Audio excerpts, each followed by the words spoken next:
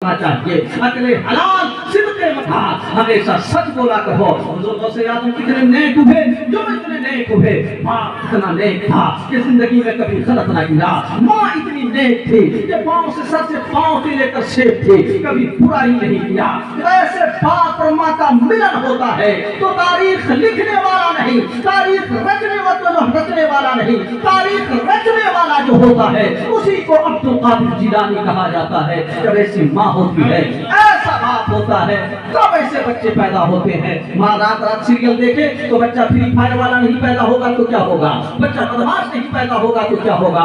نسلوں کو برباد کرنا چاہتے ہو تو خود پہلے محفوظ ہو جاؤ. اگر آپ نے بچے ایک بار گناہ کیا ہے, تمہارا بیٹا 50 بار گناہ کرے گا. تم نے ایک بار گناہ کیا ہے, تمہارا بیٹا 70 بار گناہ کرے گا. اس لیے گناہ کرنے سے پہلے اپنے آپ کو محفوظ کر دو, اس کا اثر میرے بیٹوں میں پیدا ہوگا. کیا آپ کو پتا نہیں ہے جو لوگ موٹے ہوتے ہیں اس کے بچے بھی موٹے پیدا ہوتے ہیں, جو پتلے ہوتے ہیں اس کے بچے بھی پتلے پیدا ہوتے ہیں. جب اس طرح کا اثر ہو سکتا ہے تو کیا نیکیوں کا اثر نہیں ہوگا, کیا برائیوں کا اثر نہیں ہوگا.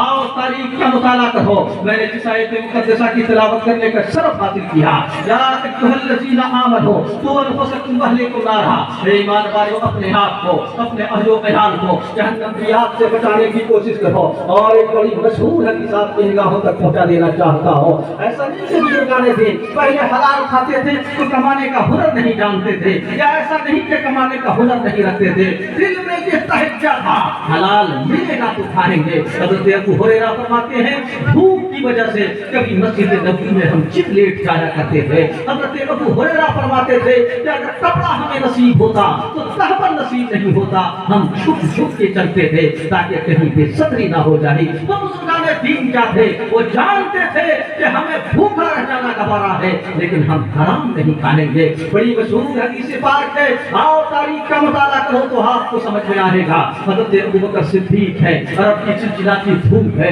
گرم میں باہر نکلتے ہیں. ایک دن اس لیے نکلتے ہیں کیونکہ گھر میں 3 دن سے چولہا نہیں جلا ہے. دل میں یہ خیال تھا باہر نکلیں گے کوئی ملے گا تو پھر جا کر کے وہ پوچھے گا, اور پوچھنے کے بعد ہم اس کے گھر جا کر کھانا کھا لیں گے. اللہ الصمد. حضرت ابوبکر صدیق حضرت عمر فاروق آتے ہیں اور کہتے ہیں بھائی اتنی چلچلاتی دھوپ میں آپ یہاں کیا کر رہے ہو. کہا سنو, میرے گھر میں 3 دن سے چولہا نہیں جلا ہے لیکن تم اتنی دھوپ میں کیوں نکلے ہو, تمہاری بھی تو نکلنے کا وقت نہیں ہے. انہوں نے کہا جس بھوک نے آپ کو گھر سے باہر نکلنے پر مجبور کیا ہے اسی بھوک نے مجھے بھی گھر سے باہر نکلنے پہ مجبور کیا ہے.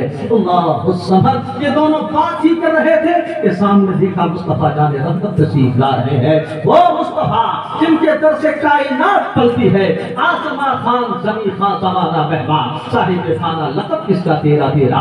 اللہ الصمد. مصطفیٰ آتے ہیں اور خود سے سلام کرتے ہیں اور ارشاد فرماتے ہیں اتنی چلچلاتی دھوپ ہے تم لوگ یہاں کیا کر رہے ہو. کہا حضور ہمارے گھر میں 3 دن سے چولہا نہیں جلا ہے. یہ تو بات ہو گئی, لیکن پھر ہاتھ باندھ کر کے کھڑے ہو جاتے ہیں, یا رسول اللہ یہ تو ہمارا معاملہ ہے, لیکن سرکار کیا میں آپ سے پوچھ سکتا ہوں یہ عرب کی دھوپ بڑی چلچلاتی دھوپ ہے, آپ کا قدم نازک جو ہے زمین پر لگ جائے گا, شاید کہ آپ کو تکلیف ہو جائے گی. سرکار آپ کے نکلنے کا تو وقت نہیں ہے, آپ باہر کیوں نکلے ہیں. مصطفیٰ ارشاد فرماتے ہیں تمہارے گھر میں 3 دن سے چولہا نہیں جلا ہے لیکن میرے گھر میں 1 مہینہ سے چولہا نہیں جلا ہے. لوگ کہتے ہیں کہ حضور کو تم مالک و مختار کہتے ہو, ارے اس کے گھر میں تو چولہا بھی جلا نہیں ہے.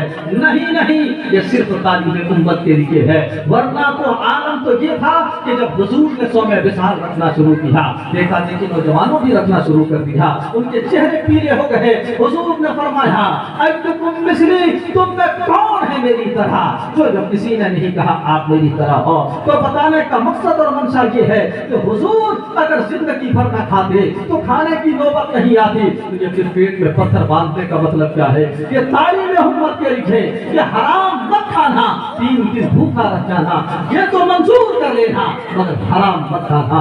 آپس میں بات ہونے لگی چلے تو کس کے یہاں چلے. حضرت ایوب انصاری کے گھر جاتے ہیں, دروازے میں جیسے ہی دستک کیا حضرت ابو ایوب انصاری باہر سے نکلتے ہیں, کہتے ہیں یا رسول اللہ, مرحبا یا رسول اللہ. سرکار تشریف لائیے، جلدی جلدی کھجور کو لایا، کہا یہ تناول فرمائیے، ابھی میں بکری ذبح کرتا ہوں، بکری کو ذبح کیا، اور ذبح کرنے کے بعد عالم یہ ہوا، فوراً گوشت تیار کیا، کھانا تیار کیا، سرکار کی بارگاہ میں پیش کر دیا، لیکن سرکار کھا نہیں رہے ہیں، آنکھوں میں آنسو ہے۔ حضرت ابوبکر سوچ رہے ہیں کہ مصطفیٰ شروع کریں گے تو میں کھاؤں گا، عمر سوچ رہے ہیں مصطفیٰ شروع کریں گے تو میں کھاؤں گا، کیونکہ دسترخوان کا اصول یہ ہے کہ جب تک کوئی بڑا نہ شروع کرے چھوٹوں کو شروع نہیں کرنا چاہیے، کہ کسی انتظار میں ہے۔ حضرت ابو ایوب انصاری فرماتے ہیں یا رسول اللہ رونے کی وجہ کیا ہے؟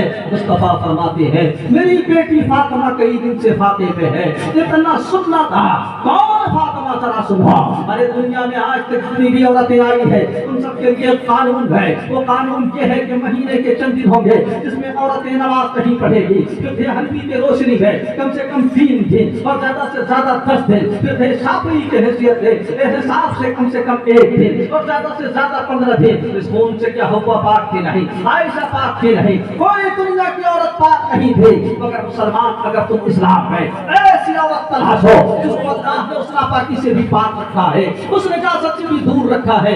آپ کہو گے مولانا جذباتی بولی بول رہے ہو، میں کہوں گا نہیں، نزہت المجالس کی حدیث ہے، حضرت ام سلمہ سے روایت ہے، وہ فرماتی ہے سرکار کی بارگاہ میں تھوڑی دوڑی آتی ہے، یا رسول اللہ خوشخبری لے کے آئے ہو، کیا خوشخبری لے کے آئے ہو؟ یا رسول اللہ آپ کا نواسا تشریف لایا، میرا نواسا؟ ہاں ہاں آپ کا نواسا۔ یا رسول اللہ آپ کا نواسا تشریف لایا، مصطفیٰ فرماتے ہیں بتا میرا نواسا کیسے لگ رہا ہے، ناک کیسی ہے، کان کیسا ہے؟ اللہ الصمد۔ حضرت ام سلمہ فرماتی ہے یا رسول اللہ ناک آپ کی طرح، کان آپ کی طرح، شکل و شباہت آپ کی طرح، لیکن یا رسول اللہ جب میں فاطمہ کے پاس گئی میں نے کہا علی آئے تھے؟ کہا نہیں۔ کوئی اور آیا تھا؟ کہا نہیں۔ کوئی بھائی آئی تھی؟ کہا نہیں۔ کہا کیسی نجاست کو کس نے دور کیا، ناپاکی کو کیسے دور کس نے دور کیا؟ یا رسول اللہ یہ ساری باتیں تو ٹھیک ہے، لیکن فاطمہ کو مرض لاحق ہو گیا ہے، بچہ پیدا ہونے کے بعد جو نفاس کا خون آتا ہے وہ نفاس کا خون نہیں آیا۔ یا رسول اللہ فاطمہ کو بیماری لاحق ہو گئی۔ مصطفیٰ جان رحمت ارشاد فرماتے ہیں یا ام سلمہ ان ابنتی طاہرہ و مطہرہ، اے ام سلمہ گھبرانے کی ضرورت نہیں ہے، رب نے میری بیٹی کو طاہرہ و مطہرہ بنا کر بھیجا ہے۔ بریلی کی نسل، بریلی والی کی نسل جب اس حدیث پہ پڑتی ہے تو لکھ دیتے ہیں یا رسول اللہ تیری نسل پاک میں ہے بچہ بچہ نور کا، عین نور تیرا سب گھرانہ نور کا۔ کھڑے نہیں ہوتے، علیات مصطفیٰ کھڑے نہیں ہوتے، لیکن جب حضرت فاطمہ آتی اور مصطفیٰ اپنی جگہ پر بیٹھا لیتے، اقامہا فی مقامہ واجلسہا فی مجلسہ، جب یہ اپنے سارے مقصد کو چھوڑ دیتے اور حضرت فاطمہ آتی تو مصطفیٰ کھڑے ہو جاتے، کھڑے ہو کر استقبال کرتے۔ اعلیٰ حضرت فتوح رضویہ میں تحریر فرماتے ہیں کہ جب مصطفیٰ فاطمہ کو دیکھ کر مدینے کی دھرتی پہ کھڑے ہوتے ہیں تو سدرہ پہ جبریل امی بھی کھڑے ہو جایا کرتے تھے اور کھڑے ہو جایا کرتے ہیں۔